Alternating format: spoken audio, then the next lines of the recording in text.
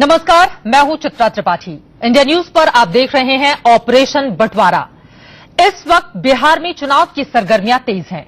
जात पात की बातें बढ़ चढ़कर हो रही हैं। हो सकता है जात पात को लेकर वोटर बंट जाए, अगड़े पिछड़े बढ़ जाएं। मगर जरा सोचिए, अगर जात पात और धर्म के आधार पर कानून के रखवालों का बंटवारा हो गया तो फिर क्या होगा? इसी सवाल को उठा रहा है इंडिया न्यूज का ऑपरेशन बंटवारा। कोई यहाँ का सुधारने वाला नहीं है। कितना व्यक्ति आया गया, कोई सुधार नहीं हुआ। हम सुधरेगा। छोटा कर्मचारी बड़ा कर्मचारी का बाजायत में गली जाएगा। आजाद हिंदुस्तान का एक ऐसा सच आज आपके सामने आने जा रहा है जो किसी से छिपा नहीं है, लेकिन पूरी तरह सामने भी नहीं आया। यहाँ ऐसा नहीं है कि पंडित आके कोई खा लेता हो कि यादव आके खा लेता हो। ये वो स्याह सच है जिसके बारे में आपने शायद सुना भी हो और शायद देखा भी हो। इंडिया के जब से हम आए तब से रवैया है कि राजपूत बारिश है, चाहे भूमिहार बारिश है। लेकिन विश्वास मानिए, इतने करीब से नहीं देखा होगा। जातिवाद में जेंडर में खत्म होना चाहिए।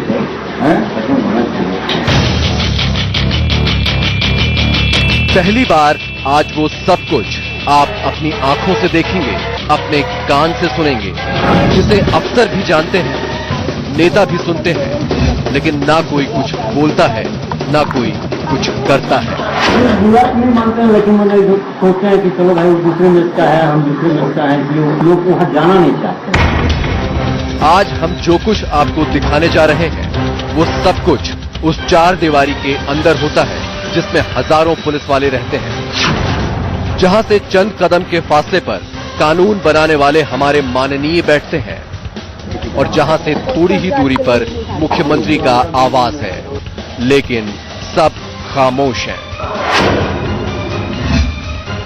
इंडिया न्यूज के ऑपरेशन बंटवारा में आज खुद पुलिस वाले बोलेंगे और काली कढ़ाइयों में खौलते उस सच का खुलासा करेंगे जो देश के एक बड़े सूबे में सालों से चल रहा है, लेकिन खुद पुलिस वाले उस पर खुलकर नहीं बोलते। मुसलमान लोग का भी अलग है। तबीयत की मैंने उस ग्रुप में सबका इधर नहीं खाता है। इंडिया न्यूज ने उसी छुपे हुए सच को कैद किया है, परत दर परत आपके सामने रखने जा रहा है। छोटा कर्मचारी बड़ा कर्मचारी का बाजायत में गली जाएगा। बस देखते रहिए ऑपरेशन बंटवारा। प्रतिभा सारस्वत के साथ Arvind Chaturvedi, India news.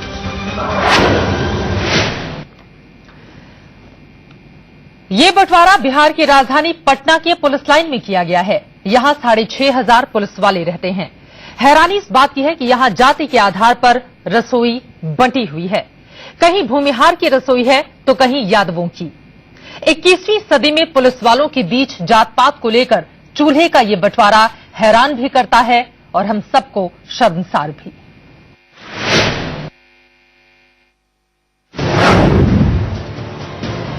Operation बंटवारा की पूरी तहकीकात पटना के इस पुलिस लाइन में।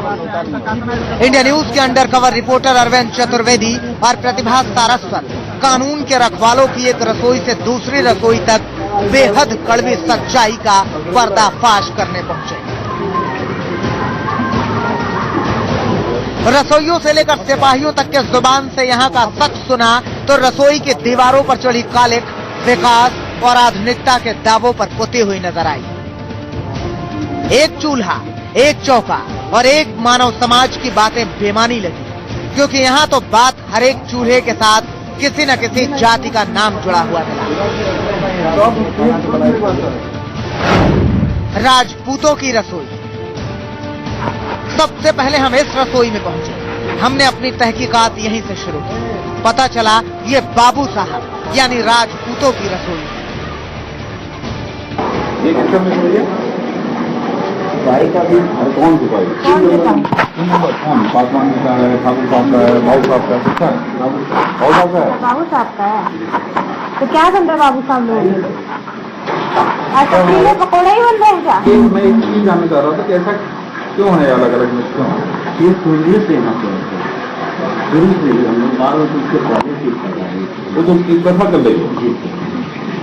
तो आपको लगता नहीं है कि ये जो प्रथा है भाई हम लोग को एक तरफ ये कहते हैं कि भाई जाति व्यवस्था खत्म होनी चाहिए और यहाँ खत्म होना चाहिए खत्म होना चाहिए। जाति से निकलना ये भी चाहते हैं, लेकिन 28 साल से जात पात का चूल्हा यहाँ ऐसे ही चल रहा है। चलिए अब आगे चलते हैं। यादवों की रसोई देखिए, यह है यादव मेस, यानी यादवों की रसोई। यहाँ यादवों का खाना बनता है, यहाँ सिर्फ यादव ही खा सकते हैं। अच्छा, तो यादव लोगों के लिए खाना इधर बनता है। अच्छा, और जाति के भी लोग आके खा लेते हैं। पटना के पुलिस लाइन में जाति के आधार पर पुलिस वाले बटे हैं, जाति के आधार पर उनके चूल्हे बटे हैं। जो अलग अलग मेज की व्यवस्था है, कब से है यहाँ पे? 28 बरस से हैं। चलिए अब अगली जाति के रसोई में चलते हैं। भूमिहारों की रसोई। हमने पूछा क्या भूमिहार लोग यही खाते हैं? तो भूमिहार लोग इसमें खाते हैं। यहाँ के लोग सच कबूल करने की बजाय बातों को घुमाने फिराने लगे। ये चाहे कुछ भी कहे, लेकिन सच्चाई यही है कि यहाँ भूमिहारों का चूल्हा जलता है और उनके लिए ही खाना बनता है। इस बीच हमने अब अगली रसोई का रुख किया, पासवान रसोई। हम पासवानों की रसोई में पहुंचे।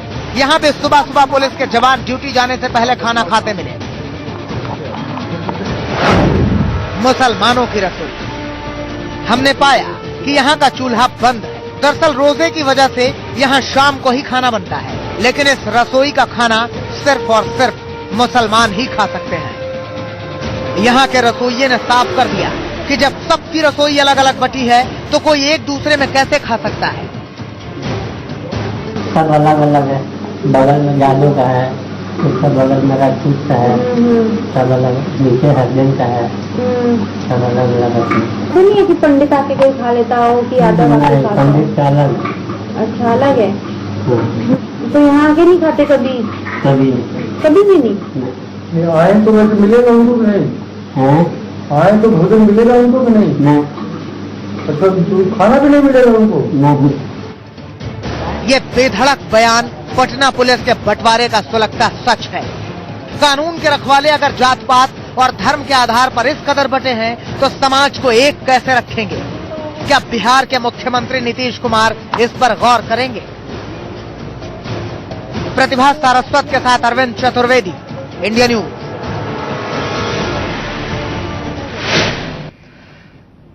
जाति के आधार पर जब रसोई जलने लगी तो उसकी तपिश बहुतों को झुलसा सकती है। इसी मुद्दे पर बड़ी बहस की हम शुरुआत करेंगे। बेहद खास मेहमान इस वक्त हमारे साथ जुड़ चुके हैं, उनका परिचय आपसे करवा देती हूं। स्टूडियो में हमारे साथ एनके सिंह जी मौजूद हैं, वरिष्ठ पत्रकार। हमारे साथ डॉक्टर विजय सोनकर शास्त्री जी, बीजेपी के स्पोक्स पर्सन, राजधानी दिल्ली से जुड़ चुके हैं। और लखनऊ भी हम चलेंगे, जहां से बृजलाल जी हमारे साथ फॉर्मर डीजीपी उत्तर प्रदेश के मौजूद हैं। लेकिन इन सब के बीच हमारे साथ हमारे सहयोगी अरविंद चतुर्वेदी, जिन्होंने इस ऑपरेशन को अंजाम दिया है। और कुछ ही दिनों पहले आपने देखा था मेरठ में फर्जी डिग्री का भी उन्होंने खुलासा किया था, जिसके बाद भड़कम मचा और फिर एक एक करके कार्रवाई होती गई और फिर एक नए ऑपरेशन के साथ अब वो हमारे सामने आए हैं। सबसे पहले अरविंद, आपसे ही क्या कुछ देखा आपने अपनी आंखों से? जी, मैं आपको ये बताना चाहता हूं कि जिस तरीके से वहां पे जाति व्यवस्था इतनी हावी थी कि मैं तो खुद हैरान रह गया। और बड़ी बात यह है कि बगल में मुख्यमंत्री रहते हैं, बगल में विधानसभा है, लोगों को दिखाई नहीं पड़ता है कि इतनी बड़ी बात यहां पे चल रही है और कोई देखने वाला नहीं। पिछले 28 सालों से ये काम चल रहा है और मैंने देखा कि लोग जाति में इतनी बुरी तरीके से जकड़े हुए हैं कि किसी की न सुनने के लिए तैयार हैं, न किसी की वो सुनते हैं। आप सोच लीजिए कि आने वाले समय में जो बिहार का इलेक्शन होने जा रहा है वो पूरी तरीके से इसी व्यवस्था पे आधारित है। और हमारे ऑपरेशन का करने का कारण भी यही था कि लोग ये जाने कि जब पुलिस इस तरीके से बटी है तो आम लोगों की क्या स्थिति होगी। अब आप सोचिए कि पुलिस जो है, अगर किसी को परेशानी है तो पहले वो जाति पूछेगी, तब आपकी मदद करने के लिए आएगी। पूरी की पूरी रसोई ही वहां पर बटी हुई है। और एनके सिंह जी, अपने आप में बहुत दुर्भाग्य हो जाता है देश का, जहां पर पुलिस वालों की रसोइयों का बंटवारा जाति के आधार पर होता हो। चित्रा, मैंने अभी एक फॉर्मर डीजीपी बिहार के थे, उनसे काफी लंबी बातचीत की।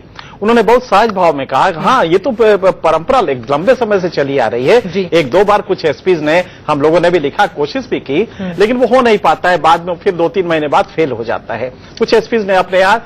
और जो ये अभी अरविंद ने दिखाया है, ये सिर्फ पटना का ही नहीं है, पूरे वहां के हर जो डिस्ट्रिक्ट में पुलिस लाइन्स हैं, वहां की भी यही स्थिति है। और वहां पे भी इसी बेसिस पे रसोइयां चलती है। वहीं हमने यूपी में जब बात किया, ब्रजलाल जी हैं उसको तस्दीक करेंगे, यूपी में मैंने अभी 3 एसपी से बात किया, उन्होंने कहा नहीं, हमारे यहां तो सोचा भी नहीं जा सकता कि कोई बेस अलग चलेगा। हमारे यहाँ फॉलोअर्स होते हैं, खाना बनाते हैं, गवर्नमेंट प्रोवाइड करती है, वो कुक्स, वो खाना बनाते हैं, उनकी तनख्वाह से कट जाता है। ये तस्वुर भी नहीं है, यूपी में ये माना भी नहीं जा सकता। आप देखिए दोनों स्टेट्स में कितना, बिहार में ही क्यों होता है? इसलिए हो रहा है कि बिहार में कास्ट आइडेंटिटीज इतनी स्ट्रांग है, इतनी शार्पेंड है कि एक समझौता हो गया है कि यादव भी नहीं चाहेगा कि दलित के हाथ का खाना। आप देखिए जरा, सभ्य समाज में 65 साल से हम लेकिन ये सारी चीजें सिर्फ राजनीति में ही सुनने को मिलती थी, लेकिन पुलिस वाले भी इस कदर बटे हुए हैं। बिहार में अजीब स्थिति है। बिहार में आज आप देखिए तो पुलिस पर लाख रेशियो जो है वो लोएस्ट है, 63 है पुलिस का, जबकि यूपी में भी बहुत अच्छा नहीं है, करीब 70 के आसपास है। नेशनल एवरेज 130 का है। इतने कम पुलिस में भी अगर ये जाति में इस तरह से बटे होंगे, और डीजीपी ने कहा कि नहीं, हम लोग कोई कोशिश लाख करें, वजह उसकी ये है कि कोई यादव भी नहीं तैयार है कि दलित के हाथ का खाना खाए। आप समझ सकते हैं कि सभ्य समाज में हम देख रहे हैं और ये हो रहा है। ये तो बिल्कुल उसी तरह से है जैसे किसी की मानसिकता को कुंद कर दिया जाए पूरी तरीके से, और बाहर की हवा को आने ही ना दिया जाए। शब्द यूज किया है, फॉसिलाइज्ड मानसिकता, जड़वत हो गई है मानसिकता। और मुझे लगता है इसमें कोई कैंपेन छेड़ने की जरूरत है ताकि ये चीजें ना हो, कास्ट आइडेंटिटी कम से कम फोर्स में ना हो, पुलिस फोर्स में ना हो। आपने यूपी की बात की, सीधे मैं रुख कर लेती हूँ ब्रजलाल जी का। ब्रजलाल जी, उत्तर प्रदेश में इस तरह की बातें सोची भी नहीं जा सकती, जैसा कि जिक्र किया है एनके सिंह सर ने, लेकिन क्या वहां पर भी कुछ ऐसे हिस्से हैं जहां पर इस तरह की तस्वीर उभरती है, या कम से कम उत्तर प्रदेश की स्थिति बेहतर है इस मामले में बिहार से? बिल्कुल, उत्तर प्रदेश पुलिस में हम कभी ये सोच नहीं सकते। मैं 37.5 साल की नौकरी करके अभी 6 महीने पहले रिटायर हुआ जी। हमारे यहाँ मेस, हमने 37.5 तो साल मैंने देखा है, हमारे मेस में हर जाति बिरादरी, हिंदू मुसलमान धर्म कोई नहीं है, सब एक साथ खाना खाते हैं। एक मेस है। हमारे जो फॉलोअर्स हैं वो सरकारी नौकर हैं, वो हर जाति बिरादरी के हैं, वही खाना बनाते हैं, गवर्नमेंट पेड हैं, बर्तन गवर्नमेंट पेड है, सब कुछ। और हम लोग उत्तर प्रदेश पुलिस में ये सोच भी नहीं सकते कि खाना अलग अलग बनता है। शुरुआत में कभी पुलिस लाइंस में जी मांसाहारी मेस होता था हमारे यहाँ, उसमें जो मांसाहारी लोग मांसाहारी खाना खाते थे, उसमें हिंदू मुसलमान जो भी मांसाहारी वो अलग खा लेते थे। लेकिन अब वो मांसाहारी मेस खत्म हो गया है जी। एक मेस है। हम लोग कभी सोच नहीं सकते जाति बिरादरी का आधार पर कम से कम खाना बन रहा हो। उत्तर प्रदेश की पुलिस इस मामले में बिहार से बेहतर है, जैसा कि आपने जानकारी दी है। सर, लौटूंगी मैं आपके पास। विजय सोनकर शास्त्री, मैं बिहार के बारे में कहना चाहता हूँ सर, जल्दी। एक चीज,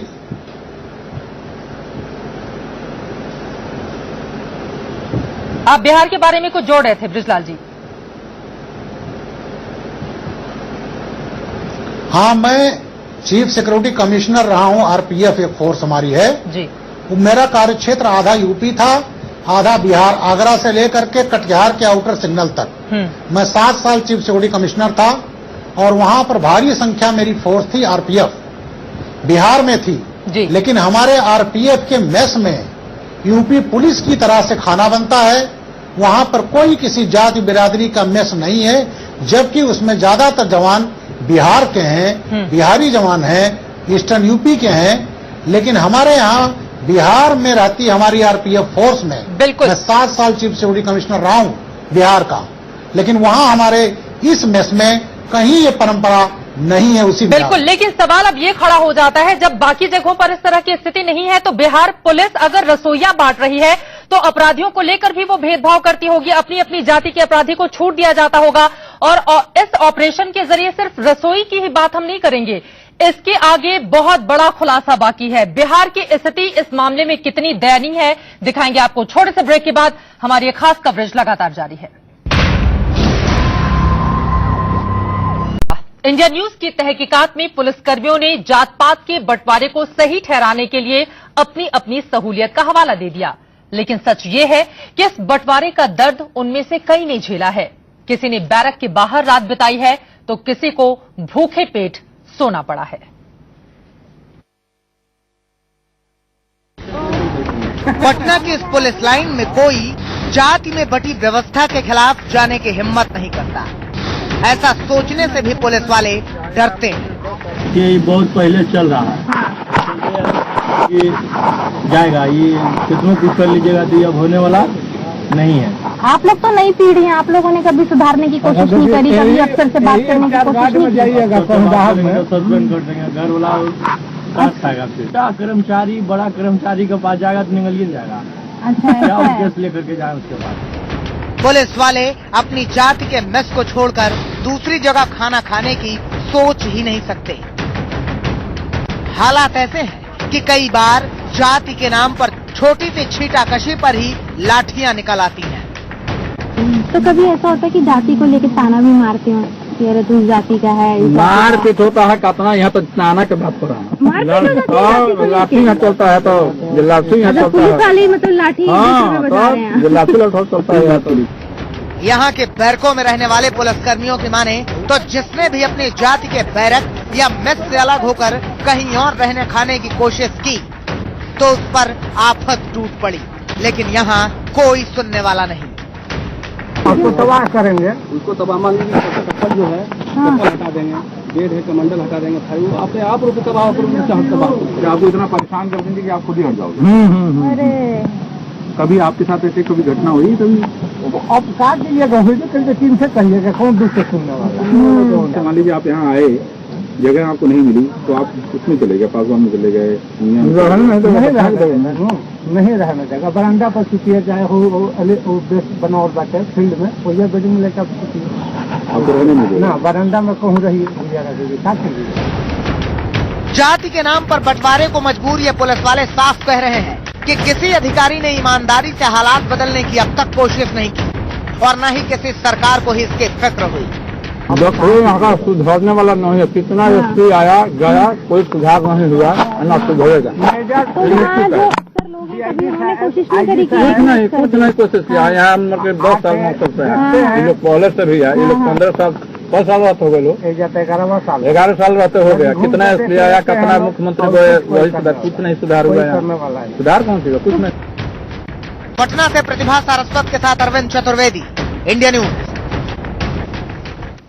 मानसिक जड़ें कितनी कमजोर हैं उस जगह की इस रिपोर्ट के जरिए आपने जान लिया। और इसी सवाल के साथ विजय सोनकर शास्त्री जी, मैं आपका रुख करूंगी।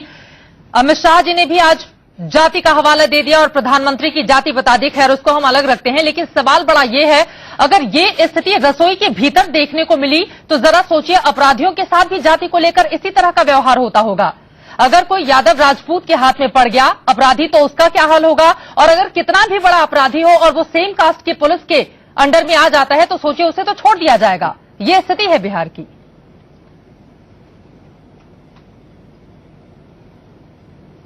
देखिए चित्रा जी, आप तो केवल बिहार के परिप्रेक्ष्य में बिहार के परिप्रेक्ष्य में ये बात हम इसलिए भी कर रहे हैं क्योंकि बिहार में हाल ही में चुनाव होने हैं और माना यही जाता है कि जाति पाति के आधार पर सबसे बड़ी प्रयोगशाला बिहार ही है। रामानुज प्रसाद जी आरजेडी के लीडर भी हमारे साथ जुड़े हुए हैं, उनका मैं रुख कर लेती हूं। कोई तकनीकी दिक्कत आ गई है, वजह से सोनकर जी के पास दोबारा चलूंगी। रामानुज जी, ऐसा बिहार में ही क्यों होता है?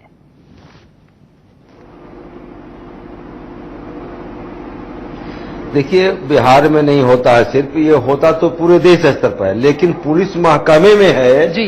तो ये मैं बता दूं कि ये जो समाज में जड़ पकड़े हुए है हजारों वर्षों से, जो भारतीय समाज के स्वरूप है, अगर ये बिहार में ज्यादा नहीं होता, सोशल डेस्परिटी, कास्ट फीलिंग, रिलीजियल फीलिंग, तो महात्मा बुद्ध को कपिलवस्तु से आकर के और इसी बिहार की धरती पर, मगध की धरती पर, गया में सामाजिक विसंगति की लड़ाई क्यों लड़नी पड़ती? सर नहीं, सीधा सा सवाल है, सीधा सा सवाल सुनिए सर। बदलने की बात कर रहे हैं अभी। अगर एक यादव पुलिस वाला है लेकिन उसके मन में अपनी जाति को लेकर गहरी पैठ बनी हुई है, एक बहुत बड़ा अपराधी मान लीजिए सेम समुदाय का वो पकड़ता है, तो फिर उसके बाद तो उसके साथ बहुत प्यारा सुलूक किया जाएगा। लेकिन यही अगर किसी दूसरी जाति से हो, क्योंकि मारपीट तक होती है, लाठी लठैत की स्थिति पैदा हो जाती है आपस में पुलिस वालों के भीतर। इसी सवाल के साथ मैं वापस लौटूंगी और एक और बड़ी खबर है जो आपको हम दिखाएंगे ब्रेक के बाद, क्योंकि ये जान लेना बेहद जरूरी हो जाता है कि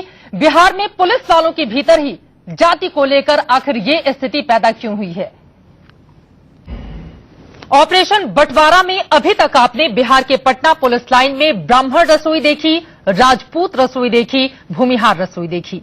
यादवों और मुस्लिमों की भी अलग अलग रसोई है, यह भी हमने आपको दिखा दिया। लेकिन पटना के पुलिस लाइन में सिर्फ रसोई ही नहीं, जाति के आधार पर बैरक भी बटे हुए हैं।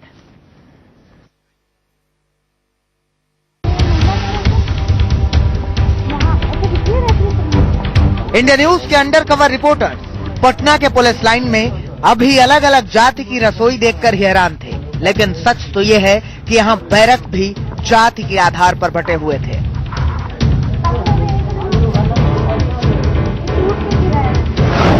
जरा इन पुलिस वालों को सुनिए जो खुद सारी कहानी बयां कर रहे हैं।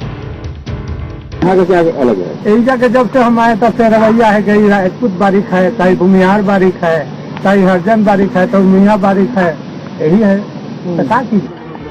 पुलिस लाइन में 6 बैरक है जिनमें अलग अलग जाति के 6000 से ज्यादा पुलिस वाले रहते हैं। हर बैरक को नंबर तो दे दिया गया है, लेकिन वो सिर्फ दिखावे के लिए। हालात क्या हैं, इसका अंदाजा इस बात से लगाया जा सकता है कि पिछड़ी जाति के लोगों को चाहे बरामदे में सोना पड़े, लेकिन अगड़ी जाति वालों के बैरक में एंट्री नहीं मिलती। जैसे मान लीजिए आप यहाँ आए, जगह आपको नहीं मिली तो आप उसमें चले गए, पासवान में चले गए, नहीं रहना जगह बरामदा पर सुतिए, चाहे वो बनाओ बाटे फील्ड में, वो ये बिल्डिंग लेकर सुतिए।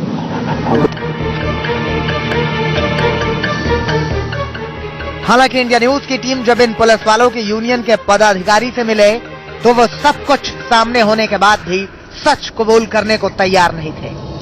अब सुनिए, किसी बैरक में किसी मान लीजिए 10 गो यादव है तो वहाँ 15 गो यादव हो गए। ऐसा नहीं कि वहाँ राजपूत जाति के लोग नहीं है, वहाँ चमार जाति के लोग नहीं है, ऐसा बैरक भी है। तो जहाँ हाँ बैरक में भी है, नहीं चूल्हा नहीं है, नहीं चूल्हा नहीं है, हम आपको गारंटी चलिए सर्विस। लेकिन सच इंडिया न्यूज के कैमरे में कैद हो चुका था, जो अब आपके सामने है। पटना से प्रतिभा सारस्वत के साथ अरविंद चतुर्वेदी, इंडिया न्यूज। जाति के आधार पर खुद पुलिस वाले बटे हुए हैं, लेकिन इन लोगों के ऊपर जिम्मेदारी है सुरक्षा की समूचे बिहार की। जरा सोचिए वहां पर क्या हो रहा होगा, और इसी वजह से क्राइम का जो ग्राफ है वो लगातार बढ़ता हुआ चला जा रहा है। अरविंद, एक बार फिर से आपको शामिल करते हुए जरा बताइए हमारे दर्शकों को, बैरक के अंदर अपनी आंखों से आपने क्या क्या देखा?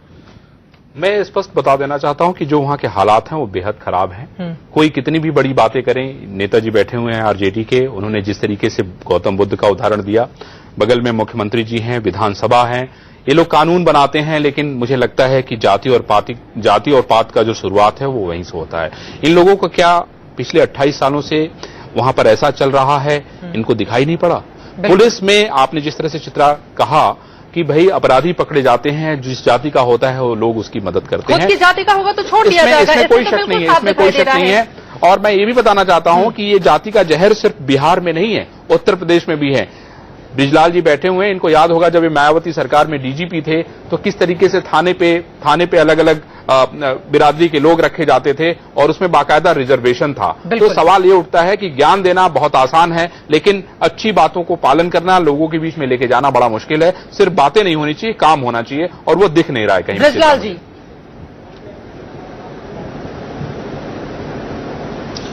ये जो कहा जा रहा है उत्तर प्रदेश पुलिस कभी जाति बिरादरी के आधार पर नहीं बटी रही। विजय जी, मैं आ रही हूं आपके ये पास। किया गया था कि थानों में एक मुंशी होते हैं, 3-4 एफआईआर लिखने वाले होते हैं, एक दलित हो। थानों में हर जाति बिरादरी जो है उसके आधार पर पोस्ट नहीं होती थी। हमारी यूपी पुलिस कभी भी जाति बिरादरी बैरक में फला जाति का ये कभी नहीं रही। ये बड़ा हम लोग इसमें सौभाग्यशाली रहे हैं। बिहार मैंने देखा, आपने कहा मैं आरपीएफ का चीफ सिक्योरिटी कमिश्नर था, वहां पर सीआरपीएफ है, वहां पर बीएसएफ भी होगी, वहां पर अच्छा बिहार रेजिमेंट है आर्मी में, बिहार के जवान है, वहां तो ये चीज नहीं है। इसको सबसे बड़ा मैं दोषी मानता हूं। बिहार सबसे पहले बिहार के कह रहे थे वो एक्चुअली वो पुलिस में उन्होंने भूल गए, वो अरविंद जो कह रहे थे ब्रिजलाल जी आपसे जो पूछ रहे थे एक्चुअली बिल्कुल नहीं है। हम लोगों ने शुरू में भी कहा, आपने भी कहा, अरविंद भी ये मानते हैं एक्चुअली जैसे ही कोई एक गवर्नमेंट आती है पर्टिकुलर कास्ट का चीफ मिनिस्टर होता है, बिल्कुल सभी थाने सभी एसपी आपने देखा होगा इसमें मेरे ख्याल से अभी समाजवादी पार्टी सवालों के घेरे में है यादवों को लेकर। आप अगर देखें तो यादव आज के दौर में अगर आप देखें तो कितने थानों में और कितने जिलों में यादव है, ये आप भी जानते हैं। मायावती की गवर्नमेंट आई थी है तो कितने शेड्यूल कास्ट के लोग थानेदार होते हैं, जाति के आधार पर ये जो मायावती लगातार इस पर सवाल भी उठा रही है, ये अपने मायावती उठा रही है और मायावती के टाइम में बिल्कुल मैं लौट आती हूँ सर इस बैरक के सवाल पर। और विजय सोनकर शास्त्री जी मैं आपका रुख करना चाहूंगी। जेडीयू के साथ मिलकर आपने भी सरकार चलाई है इतने सालों तक, कम से कम आप लोगों को तो गंभीरता से सोचना पड़ेगा ना इस चीज को। पुलिस ही जाति के आधार पर बटेगी बिहार में, तो वो आम जनता की रक्षा कैसे करेगी? चित्रा जी आप तो मेरी बात ही नहीं सुन नहीं, मैं बिल्कुल आती हूं दे रही है। मैंने तो अभी शुरू भी किया था जी, लेकिन आपने बिल्कुल ध्यान ही नहीं दिया। नहीं विजय जी तकनीकी दिक्कत आई थी, इस मैं वजह से बहुत आपको रोकना गंभीर पड़ा विषय था आपने उठाया है जी। और ऐसी नहीं, इतने गंभीर विषय पर आज इंडिया न्यूज चर्चा कर रही है। मुझे रियली ऐसा लग रहा है कि आप लोग एक बहुत नेक काम कर रहे हैं और कुछ सच्चाइयां केवल बिहार की आ रही हैं, इस बात का दुख है। हकीकत तो ये है कि कमोबेश पूरे देश की यही स्थिति है जी। आज 200 साल से दलित समस्या के समाधान की कोशिश की जा रही है और अभी भी लगता है कि कितने हजार साल तक ये करना पड़ेगा दलित समस्या का समाधान, क्योंकि आपने यानी कि बीजेपी ने भी अपनी जिम्मेदारी नहीं निभाई है, तभी तो ये स्थिति है वहां पर। एक व्यक्ति ने एक मिनट मेरी बात पूरी होने दीजिए, आपको समझ में आ जाएगा बीजेपी की क्या रोल रही है जी।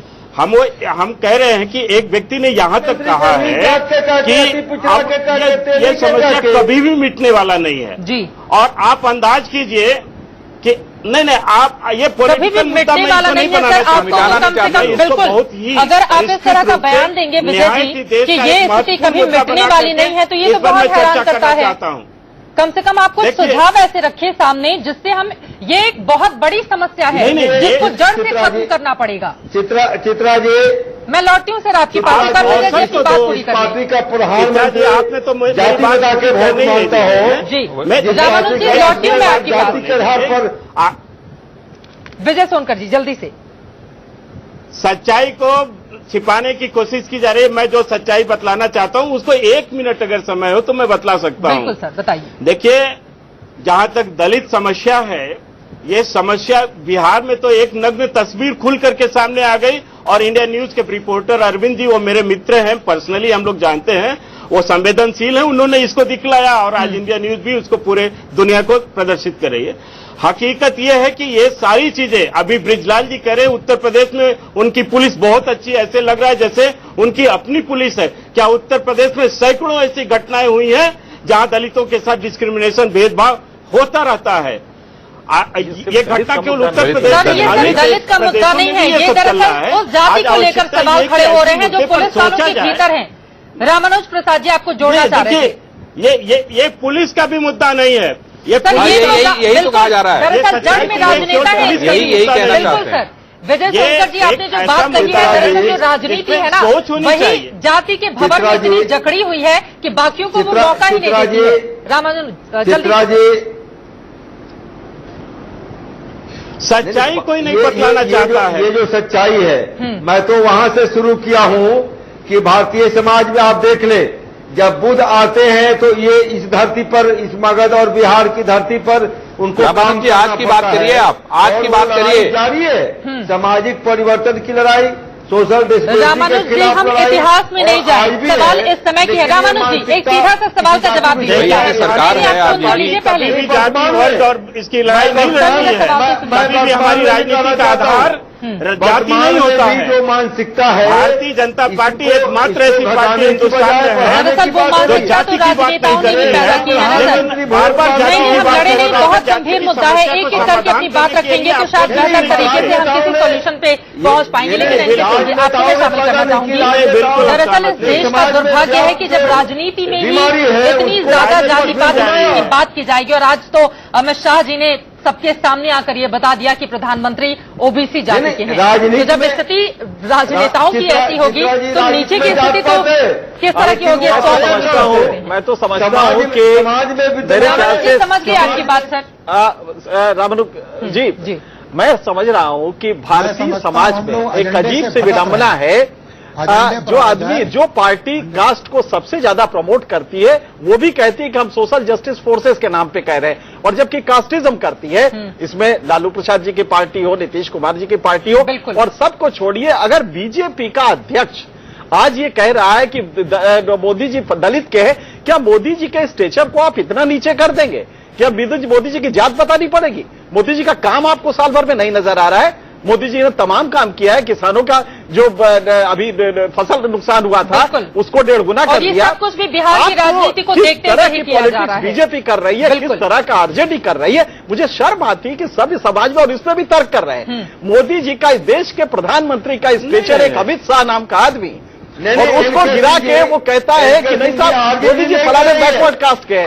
आप जरा सोचिए, अगर मोदी जी बैकवर्ड कास्ट के हैं तो इस बात पे आप वोट लेंगे, या इस बात पे लेंगे कि साल भर में मोदी जी ने क्या काम किया है? और तो लिहाजा बीजेपी भी वही कर रही है जो आरजेडी कर रही है, जो कांग्रेस कर रही। मुझे लगता है ये जो प्रॉब्लम है, ये एफपीटीपी की प्रॉब्लम है, जो हमारा चुनाव प्रक्रिया है, first pass the post system, ये उसकी प्रॉब्लम है। रूट कॉज वहां से होगा, और जिस दिन वो नहीं सही होगा तब तक मुझे नहीं लगता कि बीजेपी ऐसी पार्टी, कांग्रेस ऐसी पार्टी, ये भी जब कास्ट के भाषा में बात करने लगते हैं तब लगता है कि नहीं, भारत में शायद ये जा नहीं मैं आपको बतलाना चाहता हूँ। और विजय जी ने तो साफ साफ कह दिया है कि इसको कभी खत्म ही नहीं किया जा सकता है। विजय सोनकर शास्त्री जी, लौटूंगी मैं आपके पास, और के बाद हमने जनता के सामने डाल दिया, आपके सामने भी। आप गलत क्या मोदी जी का स्टेचर इतना छोटा हो गया है कि मोदी जी की जात बतानी लीजिए? जल्दी से मैंने जो बात कही है वो अपनी बात नहीं कही है जी सर। मैंने आपने जो विजुअल दिखाया है उसकी बात कही है। आपने ठीक कहा, जाति की बात हो रही है भाई। मेरी बात तो सुन लीजिए, मुझे क्लियर तो करने दीजिए। बिल्कुल सर, जल्दी। बिल्कुल आप गलत बोल रही हैं, मैंने ऐसी बात नहीं कही है। मैंने ये बात कही है कि आपके विजुअल में किसी व्यक्ति ने कहा है कि ये समस्या कभी नहीं खत्म होगी, मैंने ये बात कही है। और उस पर आपने बिल्कुल हमको स्पष्टीकरण देने का मौका नहीं दिया है। आप नहीं चाहती हैं कि इस पर सच्चाई सामने आए। आप केवल एक अपने न्यूज को दिखलाने के लिए आपने ये चर्चा किया है। नाराज होने की कोई जरूरत ही नहीं है। आप लगातार एक समस्या है, उसका समाधान हम चाहते हैं। नहीं, लौटूंगी मैं आपके साथ, सर इतना नाराज मत होइए। विजय जी, एक सेकंड सर, एक सेकंड। विजय सोनकर शास्त्री जी, विजय सोनकर शास्त्री जी, ये सच्चाई है इस देश की जिसको आप स्वीकार कीजिए, और किसी का भी अगर हम एग्जाम्पल दें ये कहते हुए कि इस व्यवस्था को हम जड़ से खत्म नहीं कर सकते हैं तो सवालों के घेरे में आप होंगे ही। पार्टी जी, हम लोग भी दलित समाज के हैं, लेकिन हम लोग सच्चाई बताना चाहते हैं और आप सच्चाई सुनना नहीं चाहती है। कैसी बातें आप कर रहे हैं विजय जी? आप बेवजह लड़ रहे हैं। रखा गया है सच्चाई लेकर हम तस्वीरों के सामने, इस वजह से हम आपके सामने आए हैं। सवालों के घेरे में आप भी हैं। किया गया है कि सच पता चल सके। बिल्कुल, नाराज होने की जरूरत नहीं है। दरअसल ये जिम्मेदारी बीजेपी की पूरी बनती है। एक छोटे से ब्रेक के लिए हमें रुकना है, और ब्रेक के बाद तुरंत मैं विजय सोनकर शास्त्री जी आपके पास ही आऊंगी और पूछूंगी कि इस समस्या का समाधान बताइए। दरअसल समाधान बेहद जरूरी है। समस्याओं को अगर हम ये मान के चल दें कि इस समस्या को जड़ से खत्म नहीं किया जा सकता है, तो जो भी ये बात बोलेगा वो सवालों के घेरे में होगा। ब्रेक के बाद तुरंत। ऑपरेशन बंटवारा में हमने बार बार ये सवाल उठाया कि क्यों जात पात का चूल्हा और जात पात के बैरक की परंपरा खत्म नहीं होती। इस पूरी तहकीकात में हमें ये चौंकाने वाली बात पता चली कि पुलिस वाले भी इसे व्यवस्था का हिस्सा मान चुके हैं।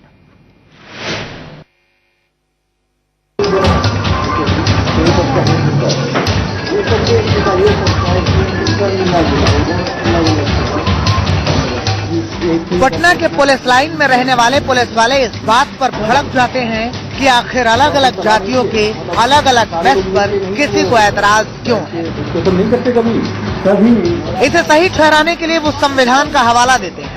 ये नहीं कि उस पकवान में लगता नहीं है कि देश कितना तरक्की कर रहा है, लोग जाति और धर्म के ऊपर उठ के काम कर रहे हैं। ना वैसा बात नहीं है। जैसे हम तो संविधान में लिखा हुआ है हम लोग और आरक्षण दिया जाए, कहे जाति बनाया गया। गाँव में जाते हैं तो गाँव में देखिए ऐसी जो कर्मचारी लोग बनाते हैं जाति का, ऐसी बना करके सरकार को देते हैं। क्या जरूरत है बनाने का?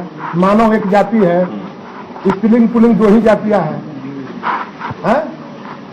आपको लगता है संविधान के हिसाब से काम हो रहा है यहाँ? ना वैसा हम थोड़े कहेंगे। हमारे यादव जी है, यादव जी पहले इशारों में बंटवारे को सही बताया और फिर सफाई भी दे डाली। ऐसा कोई बात नहीं है। अच्छा। हाँ, क्योंकि भूमिहार जाति में भूमिहार को बनाना चाहिए खाना। तो शर्मा जी हैं, बढ़ई है, तो क्यों खाना बना रहे हैं? यादव जी है, खाना बना रहे हैं, क्यों बनाना चाहिए? हरिजन है, बना रहा है। पुलिस वालों की माने तो व्यवस्था पुरानी है, इसलिए चली आ रही है। अक्सर लोग मना नहीं करते। पहले से ही व्यवस्था आ रहा है और ये व्यवस्था नहीं है, पहले ही तो किसी ने बदलने के बारे में नहीं सोचा ना, इसको बदलने के बारे में। चाहे भूमिहार रसोई हो या यादव रसोई हो या फिर ब्राह्मण रसोई, जहाँ भी जाएं एक जैसी बात सुनने को मिलेगी। तो आपको लगता नहीं कि ये बंद होना चाहिए? होना चाहिए, लेकिन हम लोग कुछ कर तो नहीं सकते हैं जब सरकारें जातिवाद कर रहे हैं। अच्छा, सरकार जातिवाद कर रही है ना, और तो अक्सर लोग कभी मना नहीं करते। अक्सर लोग तो आते हैं जो मना करने वाले होते हैं, 6 महीना में बदली करके दूसरे जगह भेज दिया जाता है। हमने पासवान रसोई में जाकर पूछा कि आखिर ये व्यवस्था क्यों नहीं टूटती। यहाँ मौजूद पुलिसकर्मी ने खुलकर इसकी वजह बताई। अच्छा, आपको दूसरे में जाके खाने में मजा नहीं आता? मना की बात नहीं है, वहाँ लोग एडमिशन ही नहीं लेता है। अच्छा, एडमिशन ही लेते। जाति बिरादरी के आप लोग यहाँ के नस्ल से वाकिफ है, जाति बिरादरी हर जगह घुसी हुई है। प्रतिभा सारस्वत के साथ अरविंद चतुर्वेदी, पटना, इंडिया न्यूज। विजय सोनकर शास्त्री जी, पहला सवाल यही है, इस खबर के बारे में पहले से आपको जानकारी थी कि इस तरह की एक व्यवस्था चलती है बिहार पुलिस में?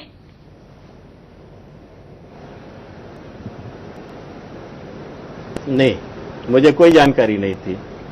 इस बात की जानकारी आपको नहीं थी, लेकिन आपकी सरकार थी, उम्मीद यही कि कम से कम वो संज्ञान में लेती जब बिहार में थी और इस चीज को दूर करती। लेकिन चलते चलते समय बहुत कम है, इस वजह से आपसे ही मैं एक सवाल ले लेती हूं। पहले, क्या इस तरह की व्यवस्था को खत्म किया जाना चाहिए और समाधान बताइए। एक आप।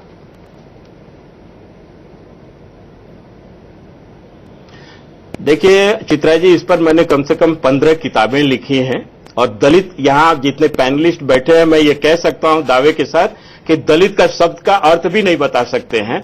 हकीकत क्या है इसको समझने के लिए मैं कोशिश कर रहा था कि मैं कुछ सच्चाई बताऊं, लेकिन आपने मौका नहीं दिया और शोरगुल में सारा चीज ये समस्या समाधान हो सकता है जी। लेकिन इस समस्या के समाधान के लिए सबसे पहले इस समस्या का जड़ हमको खोजना होगा और आज तक 200 साल हो गया दलित समस्या के समाधान की दिशा में, अभी तक इसका जड़ भी नहीं खोजा जा चुका है। मैं आपको बताती हूँ और मैं दावे के साथ कह सकता हूँ कि समस्या का समाधान जड़ में राजनीति है। अगर जल्दी से सर विजय जी, कम से कम पैनलिस्ट जो बैठे हैं उनके विजडम पे क्वेश्चन ना करी, हो सकता है अज्ञानी हो हम लोग, लेकिन कम से कम ये वो डिस्कोर्स का एरिया नहीं है, इसको छोड़ दे तो अच्छा रहे। आप तो अच्छे डिबेटर है, कम से कम हमारे माफी के साथ आप सब लोगों को रोकते हुए ऑपरेशन बंटवारा में आज के लिए फिलहाल इतना ही, लेकिन उम्मीद यही केंद्र और राज्य दोनों ही सरकारें इस कार्यक्रम को देख रही होंगी, सुन रही होंगी और जो व्यवस्था 28 साल से चली आ रही है उस व्यवस्था को खत्म करने की दिशा में कम से कम एक राजनीतिक प्रतिबद्धता जरूर जताई जाएगी, इस तरह की हम उम्मीद कर सकते हैं। बड़ी बहस में फिलहाल इतना ही।